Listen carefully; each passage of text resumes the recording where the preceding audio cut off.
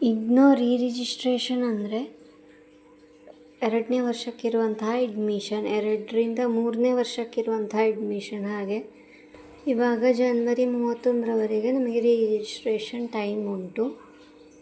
Yearly ಮತ್ತು semester based ಪ್ರೋಗ್ರಾಮ್ಗಳಿಗೆ, semester based programme ಆದರೆ 6 ತಿಂಗಳಿಗೊಮ್ಮೆ ಮತ್ತು ಇಯರ್ಲಿ ಆದರೆ ವರ್ಷಕ್ಕೊಂದ್ಸರ್ತಿ ನಮ್ಮ ಪೇಮೆಂಟ್ ಏನುಂಟು ಅದು ಮಾಡಿದರೆ ಆಯಿತು.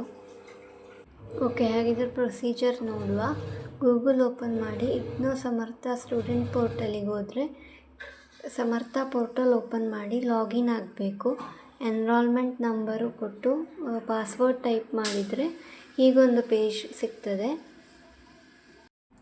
ಇದರಲ್ಲಿ ನಮ್ಮ ಪ್ರೋಗ್ರಾಮ್ ಉಂಟಲ್ಲ BCom ಕ್ಲಿಕ್ ಹಿಯರ್ ಅಂಥೇಳಿ, ಅದಕ್ಕೆ ಕ್ಲಿಕ್ ಮಾಡಬೇಕು.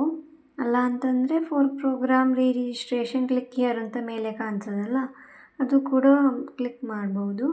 ಈಗ ನಮಗೆ ಈ ಥರ ಒಂದು ಪೇಜ್ ಸಿಗ್ತದೆ. ಇದರಲ್ಲಿ ಕೆಳಗೆ ಕೊಟ್ಟಿರುವಂಥದ್ದು ಫಸ್ಟ್ ಇಯರಿನ ಸಬ್ಜೆಕ್ಟ್ ಆಗಿರ್ತದೆ.